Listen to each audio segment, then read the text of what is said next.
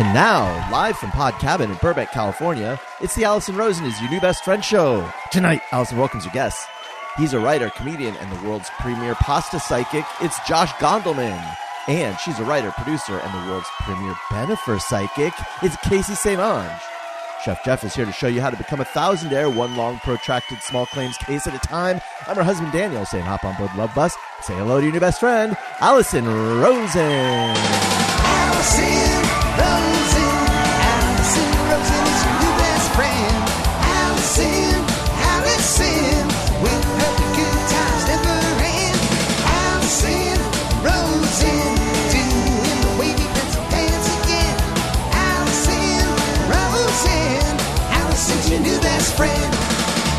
Hello, my little waffle cut French fries. Welcome to another exciting episode of Allison Rosen is Your New Best Friend. That particular delicious carbohydrate was sent in on Patreon by Gabrielle Kirk. Yes, I am on Patreon, all sorts of fun stuff there. Weekly bonus episodes of The Friend Zone, which I've been doing for years, since I've been on Patreon for years, but it's only recently been titled The Friend Zone.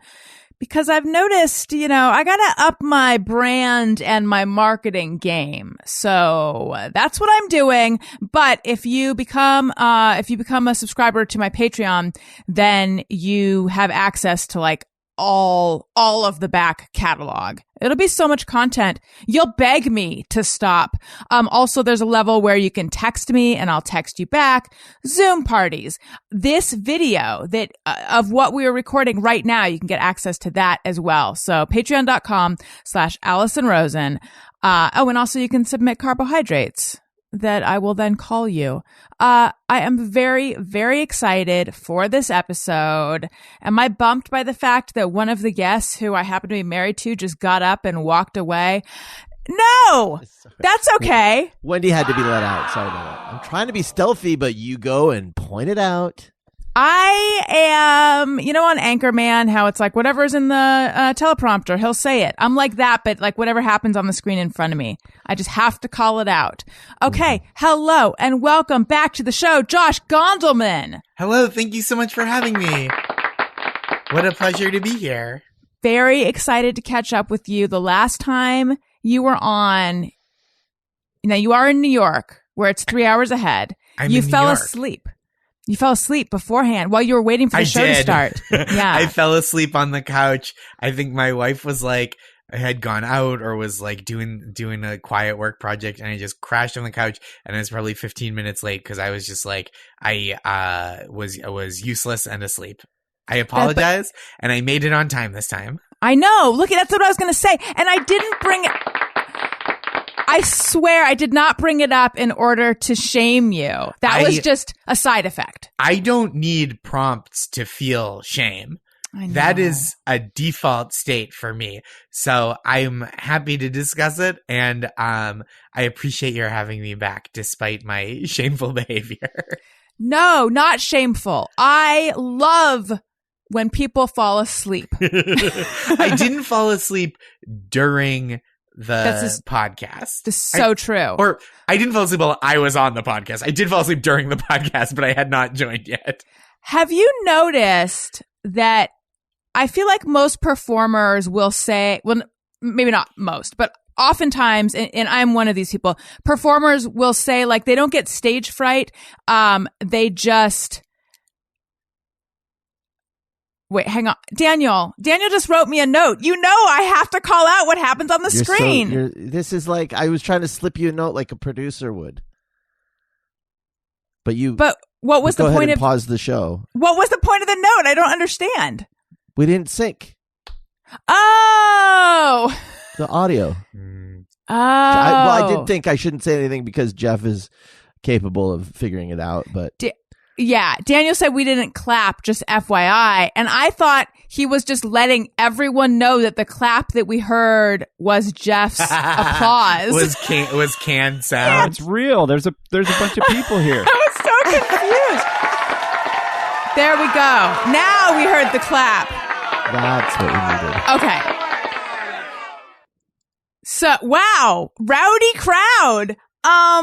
Anyway, I have heard performers say they don't get stage fright. They just feel tired before they perform. Like that's how their nerves manifest. That's kind of how I am. Anyway, I think that's how you are too, Josh. That's what I've decided. That's it. That's how you know that I'm focused and in the zone, is when I am just so zen that I fall asleep and am late to an engagement. That is like how you know that you're going to get peak Gondelman performance is when I enter an REM state. Exactly. Well, so excited to have you here. Also, super excited to have repeat guest of the podcast and repeat Thursday guest, Caissie St. Onge. Hello. Hello. So Thanks for nice. having me back. Sure. I love you. I love you too. Can we spend the time that we would talk about me talking about Josh Gondelman? 'Cause I have a theory. Do we think that he was really asleep or that it was a PR move? Oh my God, a stunt to fight the rumor, the vicious rumor online that Josh Gondelman loves cocaine? I hadn't considered that, but that does seem like something he would do. It would be very devious of me to counter the vicious online rumors that I am a habitual and ceaseless cocaine user. Who by started being that? Asleep. It's Matt Koff. It's his bit. He, for years, at various intervals, will just tweet like, should I try cocaine for the first time today? And then one day he tweeted it at me and people really latched onto it. And Paul F. Tompkins started a change.org petition to get me to do cocaine, which is very funny. And because people kind of got so engaged with this, like it got 1,000 signatures right away. Paul and I each made donations to the National Harm Reduction Coalition, as like because to like kind of focus the attention in like a positive way to be helpful. But it was very funny, and to this day, several people a day will respond to at least one tweet of mine with like, "Oh yeah, is that because you're on cocaine right now?" Oh my gosh. It's like a whole thing that you just had nothing to do with. It's a whole thing. It happened without my assent, and it's continuing. I've been tracking it. It's almost been a year of this bit happening. Yeah. Wow. It was early September. I like looked it up the other day. It was well, like happy September 9th, cocaine maybe. anniversary. Is it the only good thing that's come out of the pandemic? It's funny because Josh was known for being like the nicest guy on the internet, someone who does these pep talks, and now he's just known for being the cocaine guy. A degenerate. Listen, cocaine and niceness aren't mutually exclusive. No, I I don't don't think that's think. true. Like I'm sure Maybe there that's are how he does it. absolute charmers that are just blowing rails. Yeah. Everyone knows that cocaine makes you nicer. It makes you more social. For some people, I think that's nicer, right? Who Nobody- knows? Maybe. Nobody who's not on cocaine has ever like offered to like help me start a fashion line before. So that's pretty sweet. So true. Daniel, hello and welcome to the show, even though you made your presence known before. Yeah, I was trying not to. I don't feel like I made my presence known so much as you made my presence known. Well, that's true. So Guilty. But, hello. Guilty as charged. Well, it's wonderful to have you here, Daniel. And Wonderful Jeff, to be here. hello. Filling in for Tony Thaxton is Chef Jeff, a.k.a. Colonel Jeff, a.k.a. Jeff Fox. Hello. Hello, thank you. I'm glad to be here. Now, wait a minute. Crowd favorite, as you can tell. All right. We have so much stuff to get to. I've got a list and everything. I just want to start by taking a little poll. Who besides Daniel and me has watched White Lotus? I have. I also have. I have not. All right, everyone except Jeff. So I want to just have a very quick discussion. It's a spoiler-free zone, so it's going to have to be vague. But I just want to say I enjoyed the season finale and the whole series so much. I've been feeling like kind of on a high is too strong, but I just thought that finale was so satisfying. I felt moved. I felt like it was transcendent. I felt like I was in the presence of art.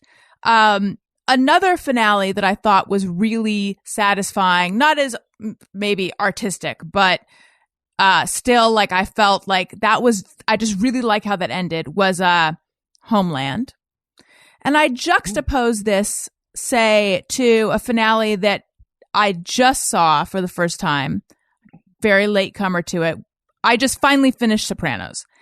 And that finale also very good, but good on an intellectual level. Like it did not feel good to my body, if you know what I'm saying. It felt like, what? Whereas this one, I don't know. I just, to use a word the young people say, and also Eminem, I stan Mike White. What did you guys think? Is that what Eminem says? Yeah. Stan came from his song, Stan. Stan. Oh, it does? I didn't know that. Mm-hmm. Yeah. Yeah. We young people know this. The murder fan. Yeah. But I mean it in a positive way. Yes, that's the current colloquial use. Right. Yes. It's not like you don't, if you're like, I stan Mike White, you're not like, I want to put him in my trunk. Right. Yes. I don't want to. I'd like to put him on my podcast, and if it has to record in a trunk, fine. But I'm just saying in general. Yeah, I just thought it was so good. Without spoiling anything, what did you guys think? Josh, Caissie? I'm going to call on you. I really liked it. I thought the first few episodes were like a little slow, and I was really having trouble pinning down the worldview of the show, like of the world of the show. But I was like, it's 6 episodes. I'll stick with it. I trust this vision. The performances were all great. It was beautifully shot. And then when I got to the finale, I really liked the finale. And then I thought my enjoyment of the show, because I had like some things about like, oh, I have these questions about the show. Catherine Van Arendonk, who's a TV critic for Vulture, did an incredible interview with Mike White that I feel like only enhanced my appreciation for the show and like his kind of point of view on making the show. So I thought that was like really cool. I thought she did not ask like softball questions. She asked really like incisive questions. And I thought he gave really thoughtful, reflective answers. And I liked that in that interview, which I haven't, much like Sopranos for years, I haven't finished it yet. But I liked that he didn't dodge questions and like be like, I want you to figure out what you thought of it. He like, said like which character basically was that he related to the most, and which was sort of a surprise to me. Yeah. Yeah. Yes, I should have added. I also found the first few episodes, I kept saying to Daniel, like, this better go somewhere. But then by the end, I don't know. Like I said, I just felt like in the way that good art is more than the sum of its parts and like coalesces and makes you feel like changed afterwards. That's how I felt because of it. Oh, interesting. Wow. Yeah. It had a huge effect on you. It really did. I really liked it. Like I'm a big fan of vibes of TV shows. Like I will watch a show just for how it looks. I'll stick with it for 2-3 years of not a great show just because it looks fantastic and it has like a certain aesthetic or like musically or whatever. That's all really important to me. And that was all incredibly well done. So even if it hadn't been an engaging show, I would have probably just watched it for the aesthetic and the music and all of the art. I think it was interesting. I think that people had complicated feelings about it today at the fallout from the finale. And I was sort of like, well, that's the point, right? That it's complicated, that it's like telling a story of like whiteness versus people who are marginalized versus colonialism versus, consumerism, just all of these really, really interesting things that are interesting to think about. So it's weird. I saw people today a little bit upset about the way that things turned out. And I sort of was like, almost said, well, when a show portrays things, they're not promoting those things. Mhm. They're not, they're not holding it up as like a fine example of how to be. It's dramatic and it's showing you, and you're reaching the right conclusions. It's just weird that you're maybe mad at the show for that. But yeah, Jennifer Coolidge was outstanding. She reinvented acting, like comedic acting, I think, in that show. And Natasha Rothwell was Love Natasha Rothwell for sure. Outstanding. And I was so happy to, I'm always happy to see the guy that went viral for the Bad Zoom audition. Yes. And I listen, getting his butt ate. Wait, that's a spoiler. Cut that out. I feel like that doesn't give away too much. I think I've never watched a TV show and been like, oh, I know who gets their ass eaten. You know what? I might as well not watch. Yeah, I think that's a tease. I think we can leave that. They could have opened the whole series with that instead of what they did. Who's going to get their butt eaten? Yeah, true, right? Like Chekhov's butt. It's the new whodunit. Chekhov's butt. Chekhov's butt. The couple at the airport, like, hey, you come from the White Lotus? I heard someone got their ass eaten there this week. And Jake Lacey's just like, get the fuck away from me. Yeah, and then it's like 2 weeks earlier. I owe Daniel an apology and an acknowledgement that he was right and I was wrong. And this does not happen often. It's been happening a lot more frequently. It's weird how it has been happening frequently. I mean, like twice, which feels frequent given my record of always being right. Wow. But are we you were watching. You guys okay? Nope. No. I'm not okay with this trend. I'm fine. Listen, the student has become the master. We were watching the show, and Daniel's like, "Oh, is this the guy from the viral video where the director insulted his apartment?" And I'm like, "Oh, I know who you mean, but no, that's not who this is." I was so sure. I don't want to say I looked down on Daniel for thinking that, but I was definitely like, no, that was 100% a different guy. Because I looked up. Same guy. I looked up who played Dylan, and he was an American Vandal, and I was like, oh, that's why he looked familiar, blah, blah, blah. And then slowly it dawned on me that I was wrong. And what an unusual feeling. How do you guys all deal with that when that happens to you? I don't have a lot of experience. Yeah, I was going to say it doesn't happen to me a lot. Daniel, how do you do it? Well, I'm forgetting more and more these days as you drink a little more of that humble milkshake that I've served up for you. Where's the milkshake? It's humble. Humble milkshake is like when you should be eating humble pie, but your jaw is wired shut. Yeah, you got your teeth knocked out. Well, just like that's why you're humble. You lost a big fight. Not from getting her teeth knocked out or anything, but what was her name on Real World LA? Tammy? She wired her jaw shut to lose weight. Oh yeah. Oh Lord. Do you guys remember that? I remember that was a thing. I don't remember her that. specifically. See, I didn't remember that being a thing. I just remember her doing it. Like, what an extreme way to diet, A. And Very B, extreme. you can just drink milkshakes. Yeah, My celebrity touchstone for jaw wired shut was the Kanye West song Through the Wire, which he recorded rapping while his jaw was wired shut from a car accident. And it was released prior to, but I believe appeared on his first album, College Dropout. And so that's what I always go to when I think How of jaw does it being sound? wired shut. It's a little crunchier than usual, but but it still sounds like him. Very recognizable as the Kanye West we know and have some feelings towards. So something came up on the last show that Josh was on. We were going around. We were doing a quiz to see, and I forget why. Oh, and now I remember why. Why is not important. We were guessing what each person's favorite pasta shape was. Right. And it turned out that Josh is really good at divining someone's favorite pasta shape. Mm-hmm. So I think, I like how wide your eyes are getting, Caissie. Are you on board? Yeah. I think we should try to guess Caisie's favorite pasta shape, Okay. Jeff's favorite pasta, and Daniel, you weren't on that episode, were you? No.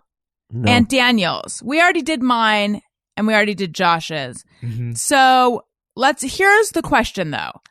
Should we all try to guess, or just Josh, because we know he has a gift. we know you have the gift? Let's let everyone guess. I don't want to exclude anybody. Okay. All right. That doesn't seem like something that someone who's on cocaine would say. I feel like cocaine is about reluctant sharing, not And that was like immediate sharing. Yeah. Okay. So Wait, Caissie, one thing about the White Lotus was that I truly was watching the finale, and this is not a spoiler, but I was like, if this series ended here, it's basically the miracle of Hanukkah, but with a tiny bag of ketamine lasting 2 weeks.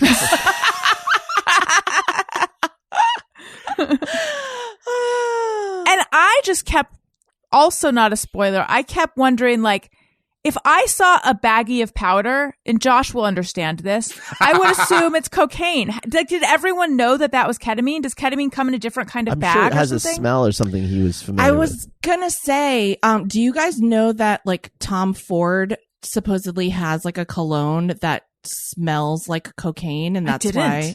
Okay, I didn't know that either. And then I heard people talking about it and kind of chuckling about it, and I was like, I wouldn't even know what that smells like. No, me neither. Doesn't it have doesn't cocaine smell sort of like gasoline? Like, isn't it? I truly don't know. No, we're talking about ketamine. Cocaine has, I've heard. You've heard. Yeah, that smells like Band-Aids. Oh, It has like a metallic Band-Aid smell. Huh. Okay. All right. So I'd assume that you'd know, if you're familiar, and I think that character was very familiar with many types of drugs. Right. I guess maybe you'd just kind of know from the look of it. And that character was in a place where he was like, look, if there's a powder, it's going in my nose. Yeah. yeah, who cares? I mean, he was crushing and snorting the Adderall too. He was not, Right. I don't think he was in a great place. Mentally and emotionally. I think that's fair to say. Okay, Caissie. Yes. Have you figured out what your favorite pasta shape is? Yeah. Okay. Yeah. I feel confident that yes. So the way we did it last time, Jeff, do you have anything you could play to indicate we're doing a quiz about pasta? Jelly beans, baby carrots, peas, chocolate, Doritos, cheddar, chips, and onions, Snapchat. Milky Way, Skittles, Reese's, cheese, crackers, butter sandwich, cake and pie, cookies, pudding, fruity candy, Snapchat. ice cream, butter popcorn, chicken wing, very tasty is the thing. Snapchat. Okay, More of so a meal than a snack, but you get the general concept. I like it. So could you give us a hint, Caissie? But like one that's not going to give it away. Could I give you a hint that is not going to give it away? Should we just go commando? Go Let's buck start. wild? Gave Let's away start the and then we'll butt ask for a eating hint and if we White miss. Lotus. Yeah, go ahead. Okay, so we're going to start without a hint. Okay. Yeah. Oh boy. I think of Caissie as someone who has, like, she likes a show for vibes. Like she said, she has a strong aesthetic sense. She likes brutalism in her dressers. She loves prints. So what kind of pasta would this person like? I'm going to say fusilli. Great guess. Okay, good guess. I I don't feel feel like confident in it. I feel like Caisie's a person who works hard, likes, like you were saying, Prince, kind of a maximalist aesthetic there. I'm gonna go bucatini. Oh, that's good. Oh, okay. Yeah. Daniel? You like shells. Ooh. Oh, wow. Okay. Wow. We all zigged and he zagged. I I'm going to respect that. say, if she likes brutalism and maximism, that's the thing. That's the aesthetic of I Maxim say magazine. the only answer possible is rigatoni. Oh my gosh. Jeff gets it. Rigatoni. Wow. And Oh my God. I was going to Josh, say there's rigatoni. you have competition. I also Yeah. want to say to be specific, shells, I was like, oh, that's going to be like a close. I love anything that is ridged, any type of pasta that's ridged. Okay. Get that sauce in there. Okay. Yeah, because it gets the sauce in there, and there's a really specific way to sauce your pasta. If you don't know how to do it, I'll do a tutorial on social media. Ooh. But there's Yeah, I don't know. a great way to sauce your pasta using a little bit of pasta water and et cetera, et cetera. Anyway, those ridges really hold the sauce, but also I just like ridges in everything. Like I have a ridged bedspread as well, and I'm really into it. And I just admitted that to my husband the other day, and he still stayed married to me. So That's nice. Do you like Ruffles as a potato chip? yes, I like anything that's bumpy like that. I'm like just like a bumpy texture. Do you love corduroy? Yes, I love corduroy. Yeah. This is turning weird. I don't think so. I think Because a she's ridge saying is she a- likes things that are ribbed. Yeah, for her pleasure. Yes, You rip for her pleasure. I know. You know, like corduroy and Ruffles. Imagine if Ruffles potato chips said ribbed for her pleasure on them. You'd be like, you're a pervert, Mr. Ruffle or Mrs. Ruffle. But yeah, They are a pervert. anything, They're perverts. any pasta that's ridged. If there are like ridged pastas that I'm not aware of, rigatoni, ziti, shells, please call them to my attention because I'd like to know about it. Okay, Jeff. We're now going to guess Jeff. Are we still going sans hint? I think so. Jeff got it without last time. Yeah. Okay. True. Oh boy. Okay. I feel like Jeff. I feel like oh boy, it's hard because on the one hand, I feel like Jeff's like could be like a meat and potatoes of the pasta world, but on the other hand, he loves Trader Joe's, and Trader Joe's is not. They don't shy away from funky things. Boy, oh boy, I still feel like it's going to be something that's like straightforward. I'm going to go. You think I just like a pile of flour, right? That's what you Yes. You just like the raw I- dough. Yeah. Think I'm going to say penne. Mm. Again, I don't feel confident in it. Okay, What's Caissie. penne? Is that like ziti kind of? I guess it's not penne then. Yeah, It's like a ziti. little ziti with like beveled ends. Yeah. And sometimes they're unrigid, right? Or is Sometimes, yeah, but that's the inferior type of. Of course. Yeah. yeah. Smooth penne. Okay, what do you think, In Caissie? Trenton, we call them pencil points. It's true. What do I think? I mean, do we ever guess stuffed pastas? Sure. Oh, we haven't in the past, but there's no rules here. I feel like I don't know Jeff well, but I just feel like a ravioli, like a couple ravioli. Nice, Great guess. Josh. I'm going to go fettuccine. Ooh, Mm-hmm. solid. Daniel. I think he likes alphabet pasta. Of soup fame. Mm-hmm. Just anything that is in the shape of letter. Any kind of pasta that's in the shape of letters, big or small. He is a spelling bee champ. That is true. Wow. All right, who got it right? Does Franco-American canned spaghetti count as a type? Oh, you like rings? O's. O's. O's. Oh wait, no, Oh, Franco-American. No, the old-timey one where Oh, it's just the spaghetti. Spaghetti in a Yeah, can. no, but that's Yeah. not it. It is rotini. Ooh, I almost guessed rotini. Is that wheels?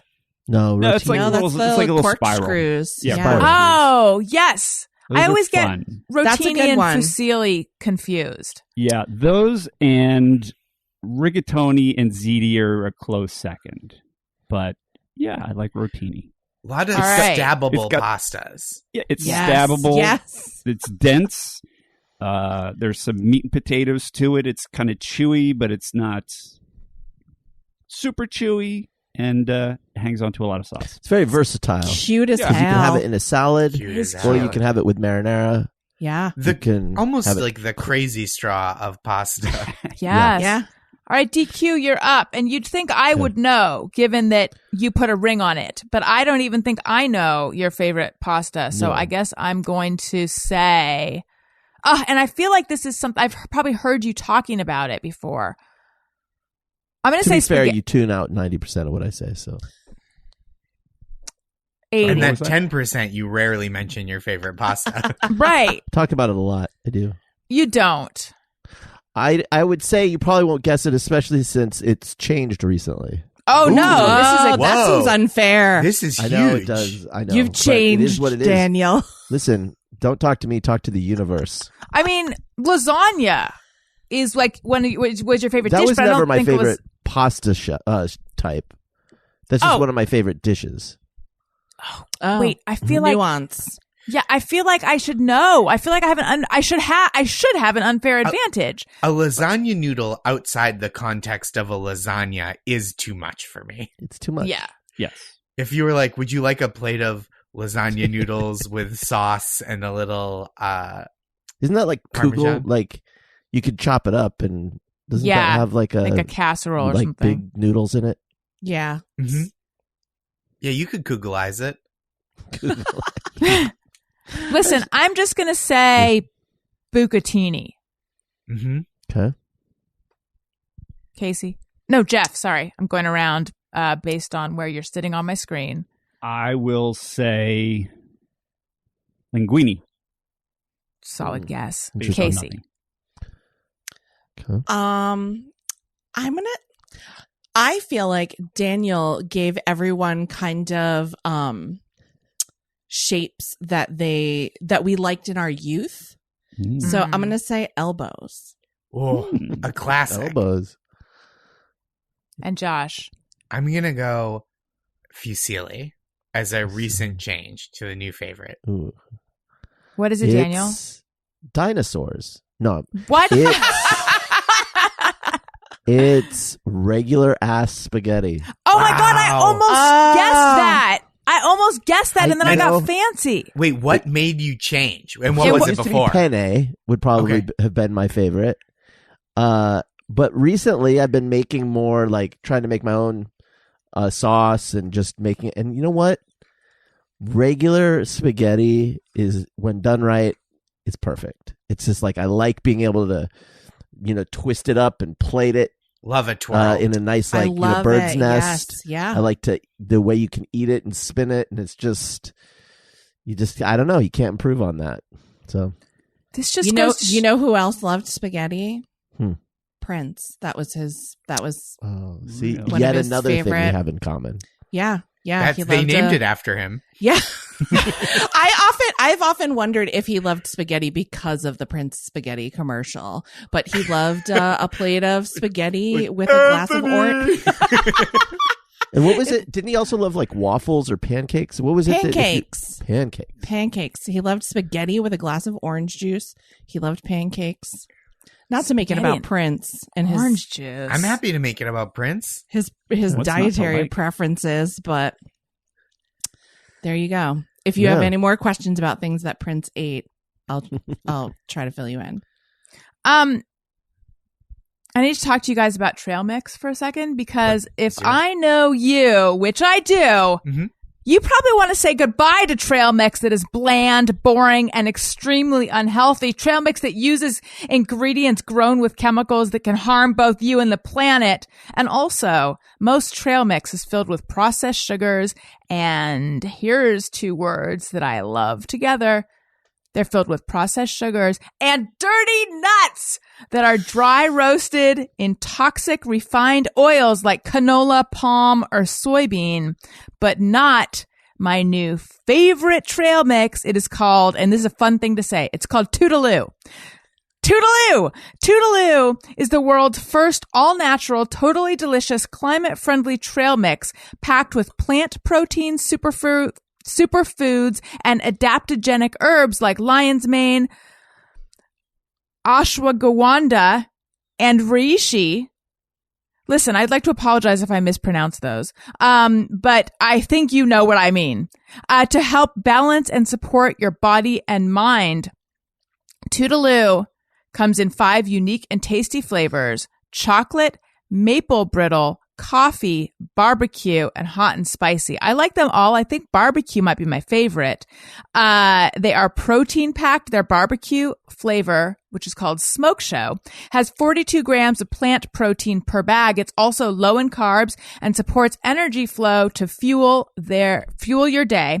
Plus, all their nuts and seeds are raw and sprouted with just a hint of organic olive oil, so you never have to worry about eating dirty nuts filled with trans fats. Toodaloo is grain-free, non-GMO, gluten-free, dairy-free, processed sugar-free, and their packaging is plastic neutral. And it's truly the best tasting trail mix you will ever experience. We've got a special offer for our listeners. Get $5 off your first order of Toodaloo. Just visit toodaloo.com/bestfriend. That's Toodaloo, TOODALOO.com/bestfriend. And Toodaloo is so confident that you'll love it that each purchase is backed by a 100% best taste guarantee. This will definitely become your favorite go-to snack. Seriously, the taste is incredible. Visit toodaloo.com/bestfriend to try it today. I also want to talk to you guys about Embark. Embark is a dog DNA test. We did this with Wendy. It is just a cheek swab, so it's very easy. And it is I believe, the most thorough dog breed and health kit on the market. I have a friend who has the cutest, it's Chooch, Jackie Johnson's Chooch. And she had done a DNA test that came back and said her dog was, this many different breeds. And then she did Embark, and it was like much more thorough and was able to really nail what Chooch is. So we have a Cavalier King Charles Spaniel. And I knew that it was going to come back.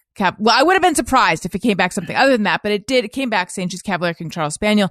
But the thing that's so great about Embark is that it also tells you what genetic risk, like what genetic diseases your dog might be a carrier for, or have increased risk for. So it's really great information that you can give your vet.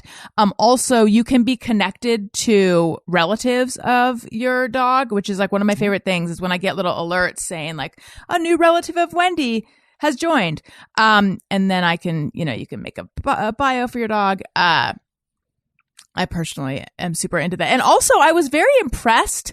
I don't know how they know. Somehow from the DNA, they can tell you what weight your dog is or should be. And they nailed it exactly.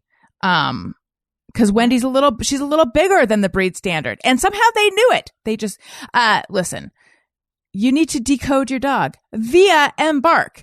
I'm every time I talk about it on the show, people tell me that they went out and they got it and like they love the info that they get because you love your dog. So you want all the info that you can possibly get. Learn your dog's inner secrets with Embark, the highest rated dog DNA test. Right now, Embark has an offer on their breed and health kit for our listeners.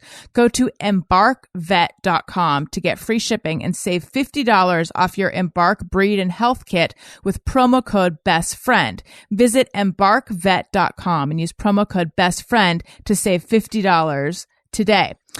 Okay. So Jeff, you just took a vacation to the Salt Flats, yes? I did.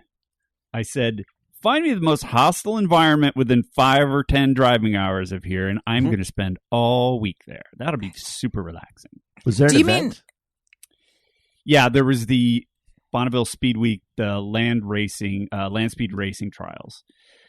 So I drove out there and went to that, and I still haven't recovered. When Allison asked me to pinch hit on this episode, I said yes, I'm brain damaged from being in the hot sun for 10 hours a day for a week, and I left at least 15 IQ points out on the salts. And I said, I'm going to make you talk anyway. Yeah, you said, don't worry if you sound dumb. Nobody will notice the difference. So when you say the most brutal or unforgiving or relentless or whatever your word was environment, you mean because of the way the heat bounces off the salt flats?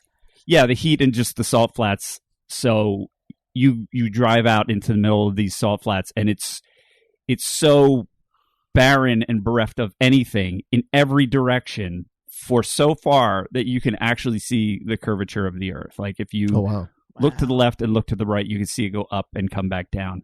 It's like you sent me a few pictures. It's otherworldly looking. It's apocalyptic.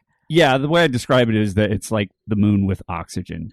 Mm-hmm. Like I'll send you a picture of the view from my hotel room, and if I said, haha, I photoshopped in some mountain from the moon, you'd believe me. It absolutely looks like the moon.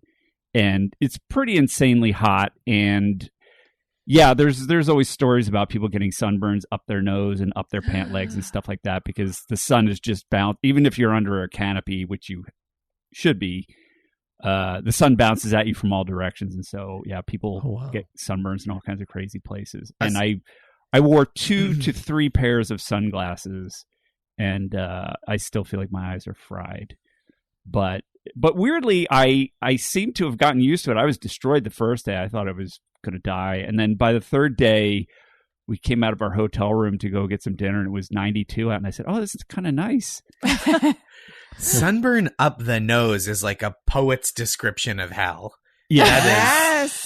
That's like, Satan burns the inside of your nose with his flaming torch. Right. And when something like that happens, you can assume you're in a super dry environment. So your nose probably isn't too happy anyway.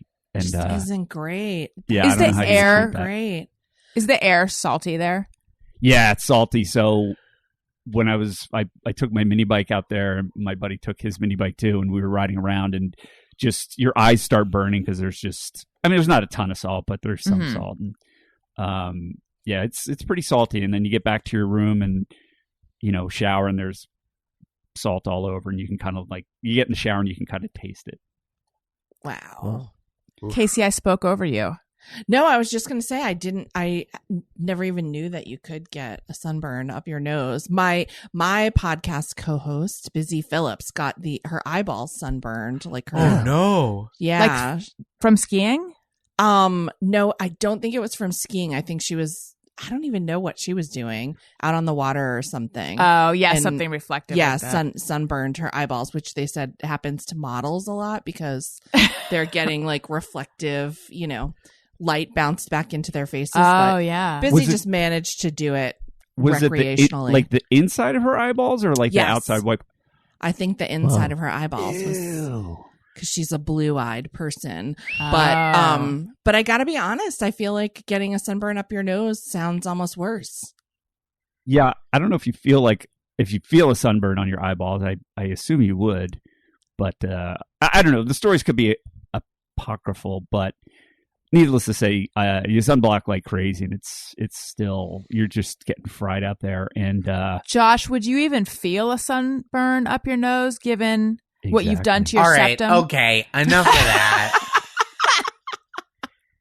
Yes, I would feel a sunburn on my nose. Is that good for what ails you? A little key bump that takes the pain away. Yeah. Mix a little white powder with some aloe and snort it up your nose.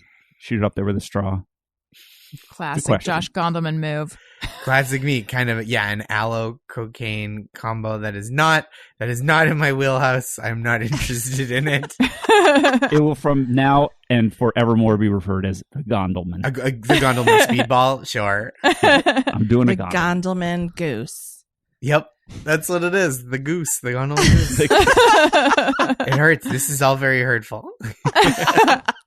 I know. You didn't think you were coming here for a Comedy Central roast. To get roasted. Hey, I'm just happy Comedy Central's doing original programming again. So, Jeff, how was it? It was crazy. It was awesome. I saw a car go 475 miles an hour. Whoa. I saw a car that was made from a P-38 belly tank, which was a World War II airplane. That went, I think, 240 miles an hour. Wow. It was crazy. It was really a wild event. And I mean, it wasn't wild, but it was really nuts. There were all kinds of cars and, an electric car that went, I think, almost 300 miles an hour.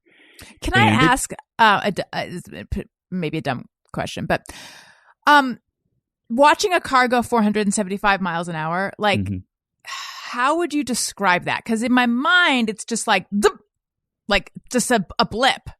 Is that Well, what it looks like? No, it's going on the straight line, and so you're on the side of it pretty far away, so you can hear it coming. So it's like, instead of being zip, it's more like, but you can sort of tell how fast, not exactly how fast, but how crazy fast it is, because with a car that speed, the sound of the car trails really far behind the car. So you see the car in front of you, but the sound is coming from behind it.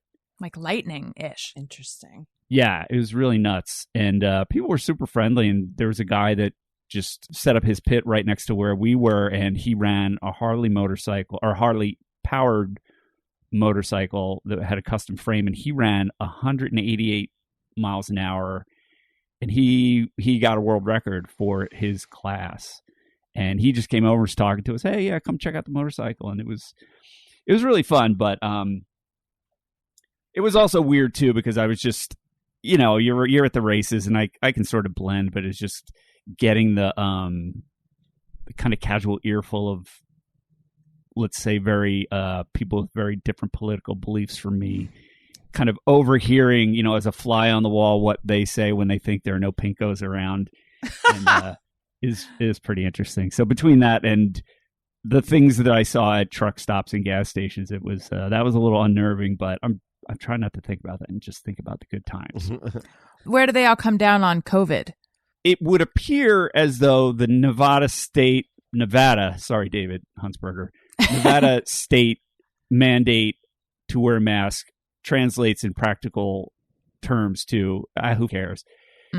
Because my friend and I, we were pretty much the only people wearing masks indoors, even there. Like, we checked in and we were the only people in the hotel wearing them. People in the hotel weren't wearing them. So my guess is that this crowd is kind of who gives a shit about masks and COVID. I didn't want to get into any specifics because it's just too depressing to hear people's wacky thoughts. But I mean, you're driving that fast, it's going to have to catch up to you. You know what I'm saying? Exactly. It's like you're recycling a lot of air. You're spreading the germs around.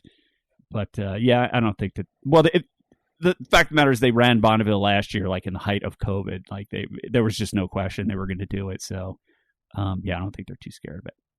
I just found out a friend of mine. So school is starting up locally. I imagine actually across the whole country.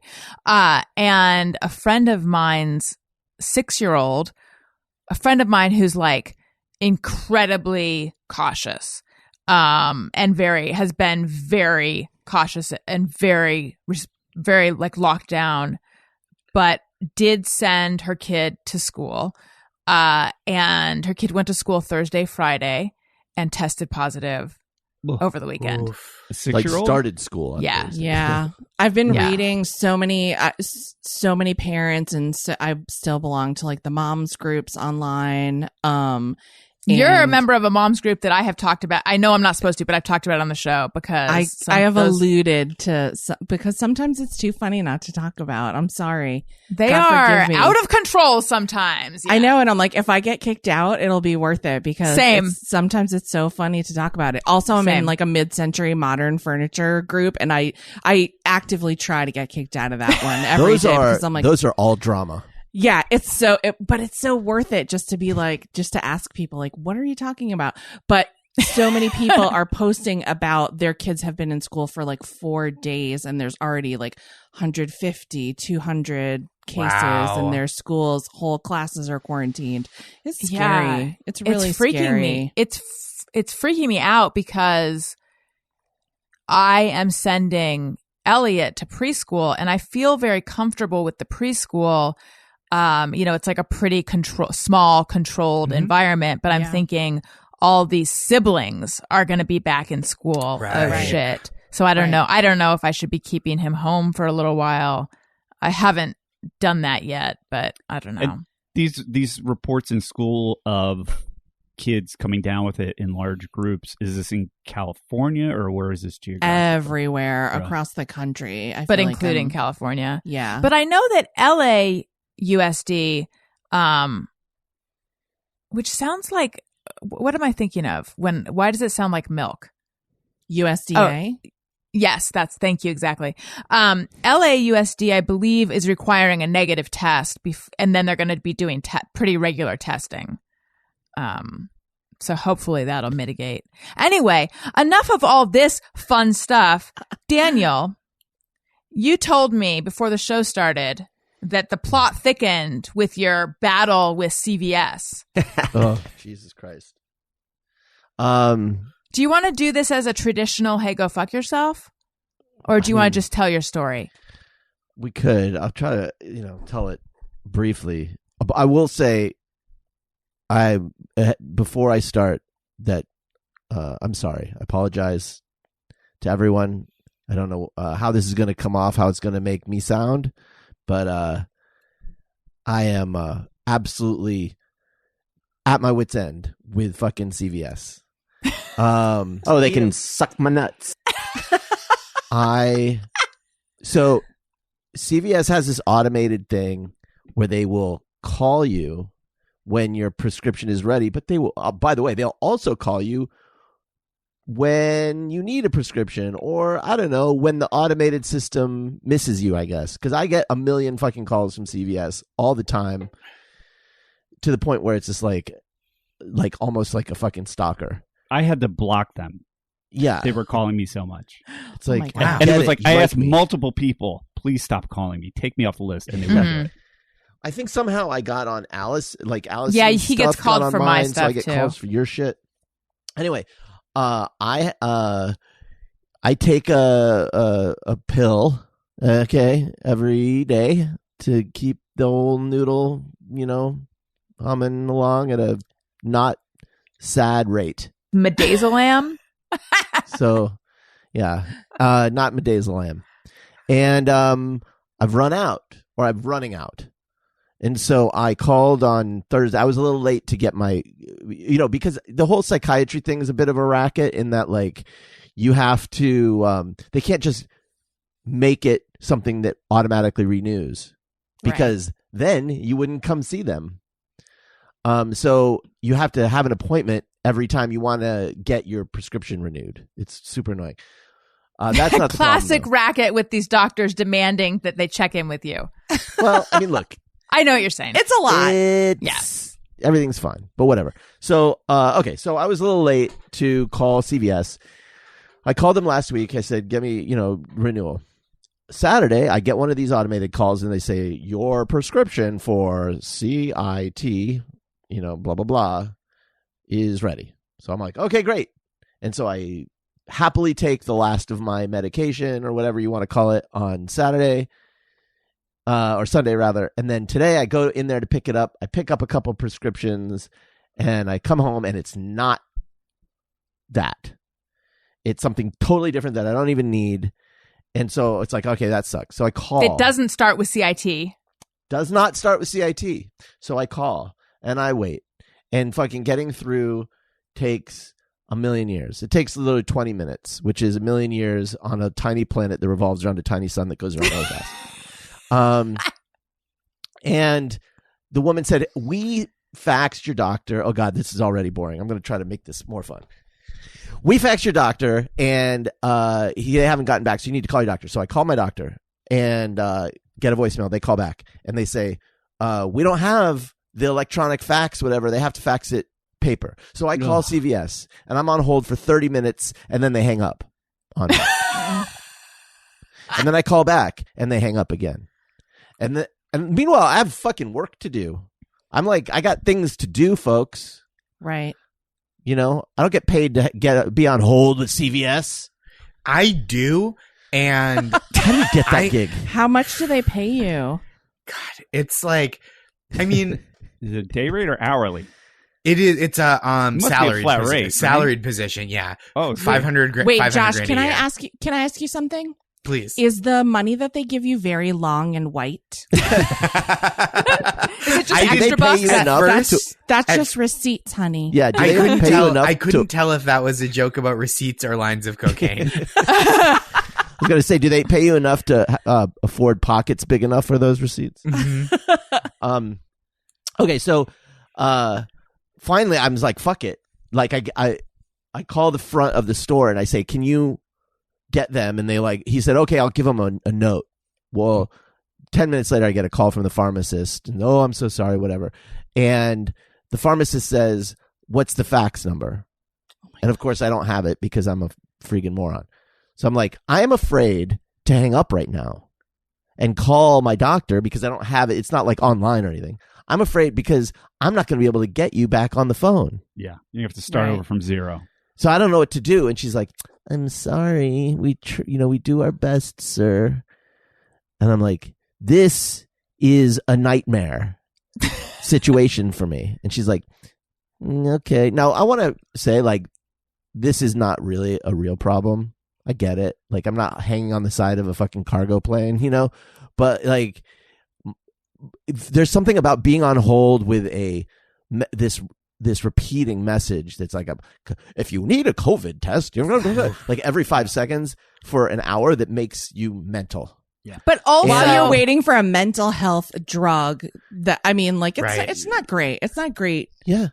Yeah. Situation. Yeah, and the feeling when you need one of those mental health drugs and you don't take it is like rapidly. It's like I'm an Alka-Seltzer tablet that's been dropped into water. That's how I feel. It's like, it's just like my brain is dissolving. And I'm just like, So I call my doctor and I'm just like, get the fax number. And I call back and I'm on fucking hold for 35 minutes. No one answers. So I call the front. And you know that thing where you are getting the runaround and you're getting frustrated and then you finally start talking to people and then they act like you're the one that's annoying? Yeah.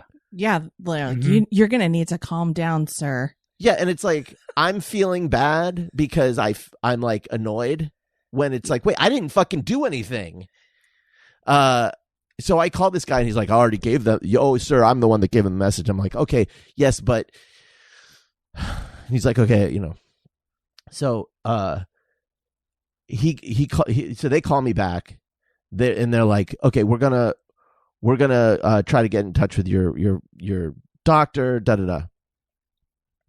And then my doctor calls me, and I'm on the phone with my doctor, and he's like, this is how he starts the conversation.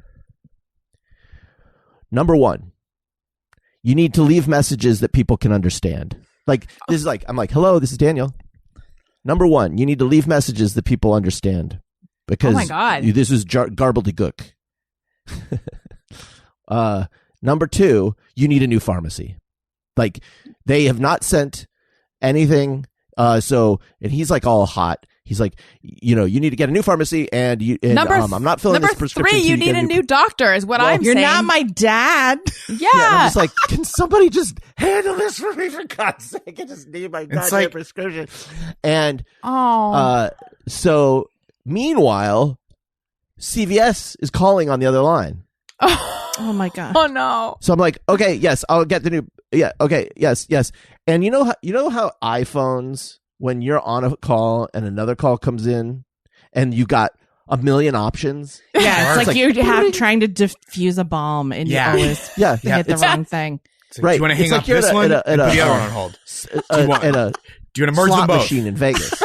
It's like, yes. Do you want to propose marriage to one line? Yeah. Tell the other line to have a nice life, baby. And you're like, what's the option for like hang up the one, but I do want to talk to the other one. Yep.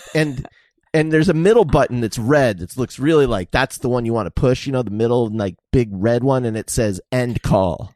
Yeah. And it's like, I'm on a call. I want to end the call. So I push that one and I'm still on with my fucking doctor. I hung up on CVS and I can't call fucking CVS. So anyway, it's just like, so I'm going to start a GoFundMe. What? What's the end? Where did it go? So the end is I called fucking Walgreens. Oh. And now I emailed I'm now all email, folks. Only email. I emailed my doctor. I said, call it in at Walgreens. I'm getting whatever. You know what I want? Daniel, I want that small you. town pharmacist who like makes the drugs in the back. Sure. And then has a soda fountain. They have like local compounding pharmacies. I'm sure they're open from like fucking 5. Yeah, I know. The worst thing is CVS pulls that move where they make this like technically on paper attempt to reach your doctor, and then if it doesn't go perfectly, they're like, "Oopsie poopsie, we tried, and we're all out of ideas, and now it's like." You understand? I'm the customer. I'm not the fucking project manager at CVS. Like, But also, I have asked you to contact my doctor. I gave you the information. Like, it's not my job to make sure that your pharmacist calls my doctor. Like, this is not my responsibility. But also, were you planning to tell me? Right. Like this thing where I ask for a prescription to be refilled, and then I have to find out 3 days later. By the way, after they told me it was filled. That, well, I don't know. We've reached out a couple times. What are we going to do? And it's wild. It sounds like a classic clusterfuck. CVS, if you're listening, I want to talk to you, New Englander to New Englander. Oh, Let's do good. it. You got to do better. Like Josh Gondelman, also New Englander. Mm-hmm. I think we know CVS is based in Woonsocket, Rhode Island. I think we Didn't know feel some loyalty to the corporation. A trusted brand in our lives has done some good for the people, but you got to do better getting Daniel and everyone their prescriptions. You shouldn't be paper faxing anyone. First of all, that's my doctor. But yeah, what's but that still, deal? yeah, it's just like, and then I just feel like your doctor has beef with CVS, and CVS. They've has got to beef with squash that on their own. They got to squash it. You're not in the middle. You're not a I feel like he took it out on you, and I don't like that at all. I also like that. I don't like that your doctor was like, "You've got to communicate better," and it's like, have you seen every doctor's handwriting? This is payback. My voicemails are payback for let's that. talk about who needs to communicate better. Yeah. That's wild. I do use a pharmacy in Arizona that is a pharmacy. I know, it's so weird, right? Arizona, that's like you're talking about. And I just call them and I just talk to the same lady every time. And she's like, okay, I'm putting it in the bottle right now. And then she mails it. But that requires like a little, That's a real little advanced situation. a lead time or whatever. But I do have to say that the amount of relaxation I feel knowing Stephanie has it on lock and that I'm always going to get Stephanie and she's always going to fill it for me That's what I want. is kind of worth it. It's worth it to me to like get my shit together 7 days in advance when I know I'm running out of something. How'd you get hooked up with Stephanie? My doctor just likes that pharmacy. And so he's just like, just use them. They'll mail you your prescriptions and you won't have to, and they take your insurance. And so, Yeah, CVS is the worst. They are a 7-Eleven with Band-Aids. I mean, They're not even a pharmacy. It's like it's a truck stop with prescriptions. And the the problem reason is they're open 24 hours. But we and never take advantage of I know, that. but we had a pharmacy back at our old place that we would sometimes go to, and they'd be closed. So I was like, we got to do the one that's 24 hours. Yeah. Open 24 hours doesn't help if they don't answer your calls or they They lied can't to you about when your right. prescription Yes, is it's a ready. technicality. Successfully do a transaction You can- after 5 p.m. You can call me and I'll lie to you 24 hours Yeah. a day. I too am open. I can't believe that there's poor quality at a place that hires everybody from a touchscreen kiosk at the front of the store. I really find that hard to believe.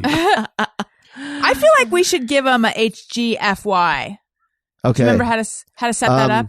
So CVS. Hey, go fuck yourself. That's There you right. go.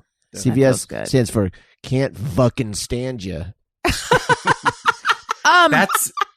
That's like that sounds like a curse word in like a religious household where they're like, I didn't say fuck. God knows that I said fuck. I said "vuck" after your mom already smacked your gum out of your mouth. That's right. So, what is the name of the town they're in? Woonsocket? Woonsocket, Rhode Island. That's so cute sounding. I have only been to Rhode Island for like 3 hours, but I've decided That's that all I you want to need. move. I've decided I want to It's move not there. very big. Yeah, Should I move there? It's beautiful there. If you love the ocean, if you love New England, if you love CVS corporate headquarters, If you love a bowling style of bowling that only exists within the state of Rhode Island, shout out to Duckpin Bowling. Duckpin bowling. I've never heard. I don't even know played what that is. in when I would visit my grandparents in Philadelphia, which is I didn't know Philadelphia had Duckpin Bowling. I think Or it could have been in Connecticut when I visited my Probably other grandparents. Connecticut. Oh, Yeah, that's yeah, probably where it maybe. was. New England has all kinds of fucked up bowling that Yeah. don't exist Yeah, anywhere isn't there one in else. Boston I grew that's up- different? I grew up Candlepin doing bowling. Candlepin, Yeah, which that's is what. so hard. And I was just like, bowling's fucking impossible. Are You the know what, pins you know really what? narrow? The pins are narrower. They're not like bulb shaped. They're just like cylinder shaped. And then it's a ball that you hold in your hand. The ball is like a heavy softball. That's like Yes. the size of it. But can I tell you why I prefer Candlepin Please. for life? You don't have to Yeah. stick your fingers in those fucking gross Yeah. holes. Oh yeah, because That's you never true. know what could be in those holes. Yep. I do know because I know who bowls. I have a good idea what's in those holes. Yeah. I just like an externally gripped bowling ball. Thank Yep. you. It's just kind of a bowling ball that only goes to second base. I've never done non-standard bowling, and I've barely done standard bowling, even though in college, as my PE class, I did take bowling. I don't remember it that well. It's weird. There's a In haze college? over freshman year. Yeah. Which I think was pot, but, yeah, that You was, had that PE allowed in me, college? we had a PE, we had a PE A requirement. phys ed requirement. Yeah, but I mean, they didn't take it very seriously because you could take bowling. I feel like, I know you said you don't remember it very well. I feel like not many bowling experiences like stand out. Yeah, maybe Right. bowling should try to be more memorable. Yeah, that's right. Yeah. Yeah. Maybe Yeah. don't Jazz up blame those yourself, pins. Allison. Maybe Right. blame bowling for being boring. Yeah. Except Allison, for number one, you need to get better at bowling. Number two, better communication with your pin jockey. about bowling. About bowling. So I want to tell you guys about the Ring Alarm. Protect your home with Ring Alarm. For a special offer, go to ring.com/best friend. It's the perfect way to start your Ring experience. I remember when Ring came on the scene, the Ring doorbell, and very quickly, everyone I know began relying on Ring, including us. I feel like it's one of those brands that like they're the last word in this kind of product, in home protection. And Daniel wanted to get an alarm system when we moved in, and we shopped around, and I had qualms about each one. And then I was getting my hair straightened, and the guy who straightens my hair researches everything. This is a life hack.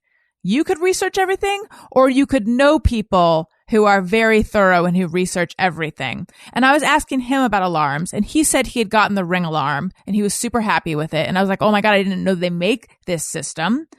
And so then we got it and we love it.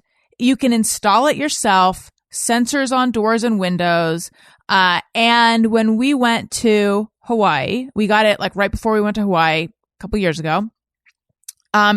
It was so, we felt so secure knowing that our new house was protected by the Ring Alarm. And yeah, I cannot recommend it more highly. It's just great. It's protection, it's peace of mind, it's powerful, affordable home security that you can easily install yourself. I really like that you can install it yourself. I like that you're not waiting for someone to come out, etc. The Ring Alarm works seamlessly with other Ring products to protect every corner of your home inside and out. It all works together in one simple app. With Ring, you can keep an eye on your home from anywhere, right from your phone. And if something is happening at home, Ring lets you know. It's peace of mind anytime, knowing that your home is protected. Protect your home anytime from anywhere with Ring Alarm. Go to ring.com/bestfriend for a special offer on a Ring Alarm security kit today. You can build the system that's right for your home and have it up and running in minutes. That's ring.com/bestfriend. That's ring.com/bestfriend. I also want to tell you guys about Vivino. I love Vivino. If you enjoy a nice glass of of wine, but you're no wine expert, or even if you are a wine expert and you love trying new varieties, wines your local stores don't carry, you are going to love Vivino. Vivino is the world's biggest online wine marketplace and also the largest online wine community with 50 million users who have rated and reviewed just about every wine. I love something that feels encyclopedic, and that is what Vivino is. I went down a Vivino hole of just looking up different wines and reading what other people say about them, reading like facts about them, reading well, I mentioned the reviews, but like the notes. I love all of that wine stuff. They carry all your favorites. Like I love a buttery Chardonnay. I don't particularly like fruit notes in my wine, which is unusual because I like fruit, but I like more buttery, oaky things. That's something I've learned. And they'll suggest exciting personalized recommendations based on your taste.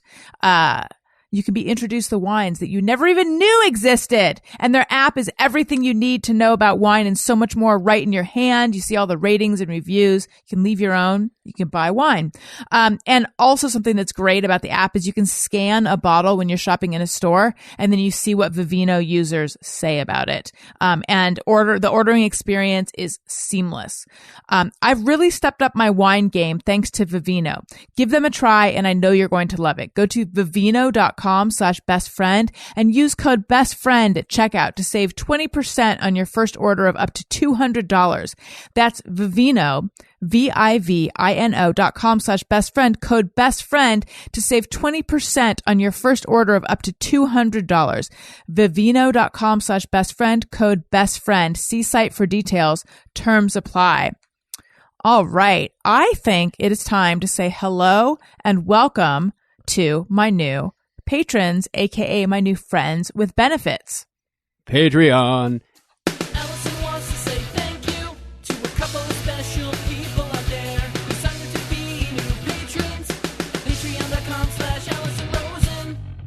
Patreon. Hello and welcome to Daniel Schweitz, Dean, Stephanie Storms, Melissa Von Bon, and her son Amadeus. That is an amazing name. And then I would like to say hello and welcome to my new annual subscribers, Johanna Jovel or Hovel. I'm going to guess it's Jovel. Johanna, am I saying it right, Jovel? And Holly Stannis. Hello and welcome. If you sign up for an annual subscription, you get 2 months free. So it's 12 months for the price of 10. All right. Let's quickly do some just me or everyone. So this is where people write in with things they think or do, and they wonder, is it just me or everyone? And we also weigh in. Sometimes I ponder on something I have thought or done. Is it just me or everyone? Okay. Jeff, you have one, right? I have one. Let's hear finally. Just me or everyone. When I tell a cashier that I don't need a bag, they ask me, "Are you sure?" Multiple times. You almost always, or it seems like I almost always get asked at least once, but recently I was buying, this is what an armful of groceries it was. It was 2 cans of cat food and 1 thing of cat treats. And I said, "I don't need a bag." She said, "Are you sure?" And I said, "I'm pretty sure." And she asked me 2 more times before I left the store, "Are you sure you don't need a bag? Are you sure you don't need a bag?" And then after that, I started paying attention to it. Every time that I say I don't need a bag, they ask me if I'm sure. I have not noticed this, but now I will be hyper aware. Has anyone else had this experience? What is so incredulous about not wanting a bag? That it's impossible to believe that someone wouldn't want a bag. Hard no, this has never happened to me.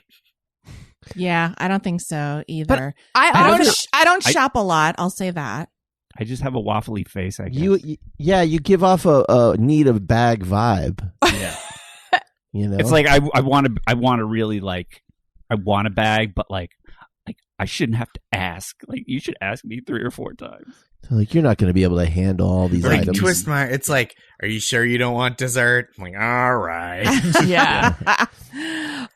Maybe, I don't know. Maybe they just don't know what to say. I feel like when I do shop, I'm usually with my husband and he never takes a bag, but he moves so purposefully away from the counter with the items in his arms already that nobody could even catch him to mention it a second time. So I don't know. I get asked the first time often. That I relate to. But when I say no, people respect my boundaries. You know what? I might be the problem. I mean, not every single time, but I'm realizing that I have said, no, I don't need a bag. And then I've been like, you know what? Could I get a bag? Actually, could I get a bag? I'm sorry.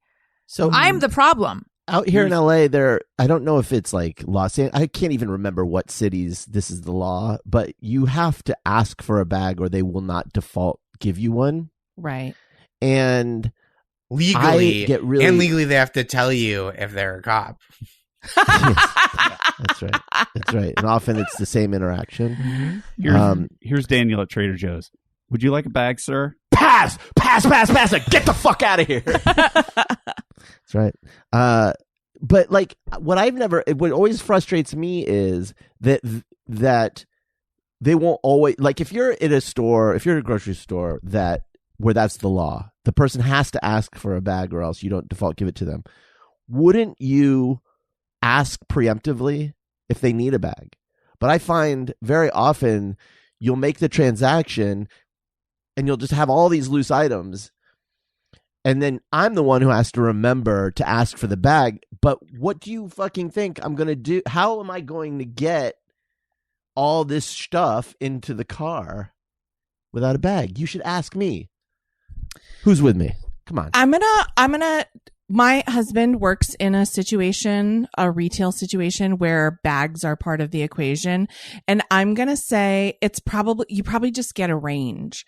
You know what I mean? You probably get the person that whips out their own bag at the last minute. Ha ha, I got my own bag. You probably have people that are like, no, I want to carry 20 things out to my car in my arms and I want to drop 15 of them. Right. I just think you get all kinds of people. So I think that, and also every interaction's different. So you know what I mean? So you might be getting someone at hour 9 hours and 47 minutes and they're just like, oh shoot, like grocery retail is wild, y'all. That's what I have to tell you. I don't want to say too much because I don't want to reveal corporate secrets, but it is wild. I used to work at a deli and at a kind of an upscale joint. And the people were just nightmare. It was just really awful. Yeah. Depending on where you are, it really varies whether you have like a store full of sweethearts or a store full of insanity. But Jeff, I feel like I have a suggestion for you that could help in the future. Yes. You pretend that you're the cashier and I'll pretend that I'm Jeff and see if this would work. This is exciting. Okay. I love it. A reenactment. All right, so I'm ringing stuff up and I'm not saying anything, and then I start opening the little baggy thing as though I'm going to put things into it. And that's where I typically say, I won't need a bag, thank you. Oh, okay, so they're not offering you. They're not offering. I see them rustling the bag, and they're about to put the stuff into it, and I say, oh, that's okay, I won't need a bag, thank you, and I'm always very polite about it. So maybe try, oh, no, I hate bags. Oh my God. Do you feel like that would stop them from asking you? Like if you're clear that you hate bags? I don't know. There doesn't seem to be a lot of wiggle room in the transaction. I don't think there's a lot of vagary there, and I just don't know. No, not a bag. Yeah, like I swear to God, if you give me a bag, I'm taking this whole place down. Yeah, and I'm not saying I don't know if I want a bag. I start the conversation by saying I don't need a bag, thank you. And then they do 2 or 3 laps. I think you have to give an immediate unhinged vibe, like getting a bag. To avoid that. I feel like I'm giving that away for free only, so I'm trying to like tighten it up because I don't want to hassle some guy working at a cash register. No, of course you don't want to hassle anybody. But you just, I think just like go amok. Yeah, yeah. All right. If you say so. You've just been given permission to unhinge. But officer, Caissie said, It'll be entertaining for that. I'm allergic to bags. Ooh, My- that's good. My religion doesn't allow me to accept bags. My father was killed by a bag. Mhm. These are all. I think there are a lot of smart ass answers that I could follow up with that I probably will now that I realize it, but I don't want to go there. Like, I don't want to go, motherfucker, I've never been more sure of anything in my fucking life than definitely don't want a bag. I've been thinking about this for the last 24 hours before I came in here. I am so fucking sure I don't want a bag, or I could go the other way and be like, you know what? I think I will have a bag. You have blown my mind. Oh my gosh. Or I could You pull should an say Allison yes, Rosen. you take the bag. Yeah. You should I say don't know. yes, I mean, I'll take the bag, but then well, then again, though, it depends. That's the short answer is no, except when it's convenient. I do. Here's where it's going to get a little murky. I don't think so online. I mean, I think word counts were important in print magazine, but online there isn't that. Well, I mean, unless there's like ads being boy, I don't know. That'll shut him up. Epic. When you ask at the end of that transaction, say, you know what, I will take the bag, but don't put anything in it. Yeah. And just Bag on the side. Put it over my head and just pull it tight and just gasp for air and fall on the floor. Oh, Lord. Say, now I'm your problem. You're going to need a bigger bag. All right. Angela says, I never sing in the shower, but always sing in an empty elevator. Just mirror everyone. Ooh. I don't think I ever sing in an empty elevator, but maybe I'm not living my best life. That's risky. That's not me, but I am impressed and intrigued. She sounds a little bit like an exhibitionist, like she's hoping to get caught. Yeah. Like, Daniel sings in the shower. I always thought everyone did. I sing in the shower a little bit. Yeah. I sing in the shower, and I also, when I lived in New York City, made a pact with myself that whenever I was on a fully empty subway car, that I would stand up and fully sing. Oh, did it happen? Yeah, more than you would think. Yeah, and it was What funny. are you because saying? Did you have a song of choice? Just anything, some heart. I love, some like real belters, Sure. some Kelly Clarkson, Adele when she rose to popularity. I would have immediately gone so on the nose in that situation. I'd just be like, start spreading the news. Yeah, I mean, I don't know if I ever did sing that. I don't know but yeah, empty subway car. Yeah, it was like a deal that I made with myself. I had to do love it. that. That's so fun. I have been in what Daniel referred to as a heart hole, meaning I've been listening to Heart nonstop. First, I was in a Bo Burnham hole, a bow hole, and then now I'm like all about Heart. And I feel like an old person because I've just been listening to Magic Man over and over and over and over and over. And I'm like, God damn it. They really don't make them like they used to. I mean, it's like, I am like everyone's dad right now. And then I watched the video from the 70s over and over and over. But anyway, Caissie, when you would sing Heart, what did you sing? Barracuda? Everything. I mean, like their greatest hits, yeah. Crazy on You. Crazy on You, because that's so like, it has like that really like screamy part. Yeah. Yeah. Just everything. Oh, and let's not forget Fleetwood Mac, Stevie. You also sing Sure. Stevie. Yeah.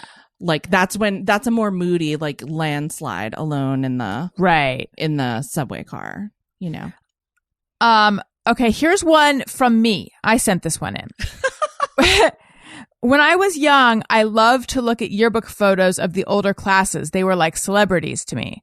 Actually, Jeff, this relates. So you have a friend in real life who is one of my Patreon subscribers we've talked about. Yes. And it turns out that his wife went to the same, she's a little bit older than I am, but she went to the same schools as me. Yeah. And he mentioned her name and I said, oh my God, was she in HMS Pinafore or Pirates of Penzance at our grade school? And he's like, oh, I don't think she ever was in a theater production. And I'm like, oh, okay. Because I recognized her so every year the 8th graders at my school would put on a musical, and he said her name, and I just instantly knew, which it turned out she had been in HMS Pinafore, and his mind was like blown by this. But he said this is, and by the way, he's at the texting level. These are the kind of conversations you can have with me if you are at the texting level and your wife happened to go to school with me. Renee Basserpoo. That's the high school she went to. But anyway, he was like blown away that I knew that she had been in HMS Pinafore, but I explained that when I was young, I would just look at the yearbooks and look at the pictures of the 8th graders, and like they were like celebrities to me. Like that's why her name rung a bell, because she was one of the 8th graders that I just thought was the coolest ever. Did other people do this with their yearbooks and with the like older students at their schools? Or is this just a me thing? Not me.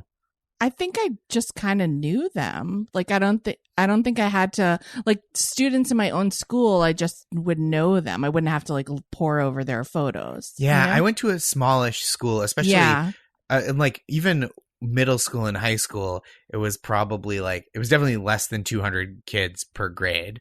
So you just knew a lot of the people, especially if they were in plays or like on sports teams.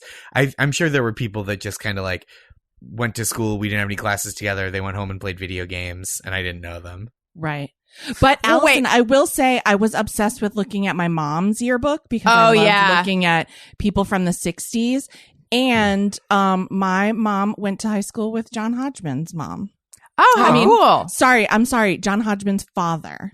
Oh, cool. Yeah. Yes, I love looking at my mom's yearbooks. My dad threw out his yearbooks. I'm like, who does that? That's so weird. Yeah, I guess he said he like repeatedly growing up would decide he wanted to make a break from the past. I mean, he really like Marie Kondo'd his life, I guess. That's so interesting. What a cool thing to say. Like, yeah. Sorry, I don't got those yearbooks anymore. I made a break from the past. I know. That's very cool. What did your dad do in high school that he needed to break away from? I know. I should ask him. He was in the Young CIA Society. Oh my gosh. But he it was really is the Incredible Hulk just for a few years.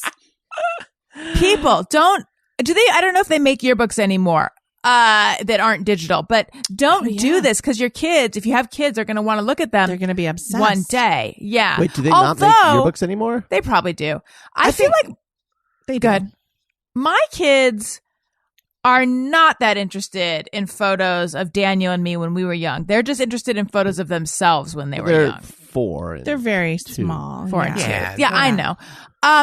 But just in my own defense, because I feel like, let's just back up and assess what just happened. I was like, I idolized the older kids. They were like celebrities to me. And then Caissie and Josh were like, okay, dork. And I actually knew the older kids. I mean, I'm sure there were a few who just played video games, but if they were cool, I knew them. I just hung out with them. They were public figures, not that they're cool. Just like people that were like, out in the world.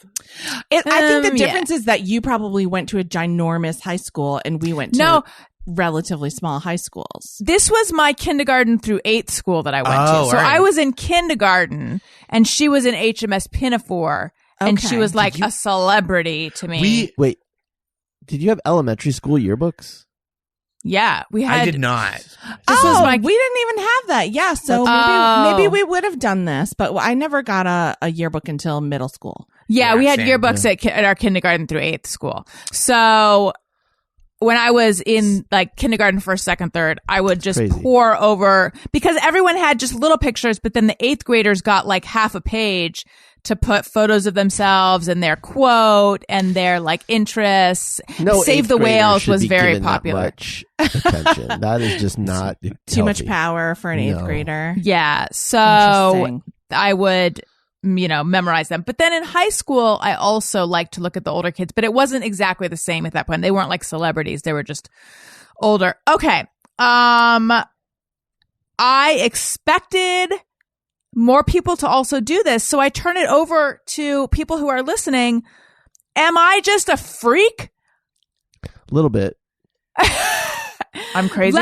let us know. You can contact us, ARIYNBFshow@gmail.com, or tweet to ARIYNBF and send your just me or everyone's there as well. If you like what you're hearing, please make sure you're subscribed or following or whatever the language is in your app of choice. Just make sure you're getting the episodes automatically so you don't miss one.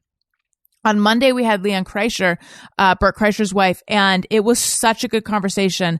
I urge you to go seek out that episode. Also, the videos on YouTube, youtube.com/Allison Rosen. And if you like what you're hearing, in addition to making sure you're subscribed or following or whatever they are calling it now, leave us a nice comment, won't you? I love your nice comments. Click 5 stars. Make sure you're following me on Twitter and Instagram @Allison Rosen. Also, I'm on Cameo. And Caissie, where can we find you? You can find me every week on Wednesday on the podcast Busy Phillips is Doing Her Best. Also, please subscribe and download those episodes. And then you can just find me all the other time on Twitter @Caissie or on Instagram @Instacase. Wonderful. Josh, what about you? I am on Twitter and Instagram @Josh Gondelman, Gondel man. And I also have a podcast called Make My Day, which is a comedy game show where there's only one guest, so they're guaranteed to win. I have been campaigning to come on. We will make it happen. Campaigning. Do I need to make posters? I mean, I wouldn't say no to a poster, but we'll make it happen. Daniel, what about you? Well, I would just like to say, anyone who doesn't follow me, my Twitter and Instagram have been called the happiest place on the internet by some people. That's what they're calling it. It's @DanielQuantz on Twitter and Instagram. Quantz on the Snappy. Oh, God. Quantz on the Snappy, although I don't do Snappy. But maybe I'll start doing it. Spread the joy. It's just all joy all the time. Recently, a follower reached out to Daniel to just check in on him and make sure he was okay because He's worried about me because his posts have been so negative. Oh, Daniel, you know what? I feel you on that because I feel like I am constantly given unsolicited pep talks. And I'm like, what am I like oozing desperation? Like what? I'm just saying like a thing that happened and people are like, keep your chin up, honey. Keep going. And I'm just like, I mean, he was well intentioned. It's okay. It's okay. I mean, I think with the state of, I'm particularly freaked out about climate change. Sure. And you're correct. I feel like, I'm just going to say this. I feel like we aren't talking about it nearly enough. Like, I can't believe we're talking about literally anything else. Because when you read these reports and you look at how the science is going and how the models are undershooting reality, we should be in a red alert situation, and everyone's like, what about this stupid thing or that? What about yearbooks? But I realize it's a little much, which is why I am rebranding as Good Time Joe. Beautiful. Here for a good time, not a long time. Wonderful. And Jeff, what about you? You can find me on Facebook, Instagram, and Twitter @Colonel Jeff Fox. And if you want to tune into some political podcasts, try Hacks on Tap with David Axelrod and Mike Murphy. New episodes every Tuesday. Or The Axe Files. New episodes every Thursday. Thank you so much. You guys, this was so much fun. Thank you so much for joining. Josh, thank you for staying awake. Hey, I did it. I made it. It's 10:13 currently on the East Coast, and I am living. Listeners, thank you guys so much for listening. I love you. You matter. Goodbye. Hey, do you know about the Allison Rosen Show?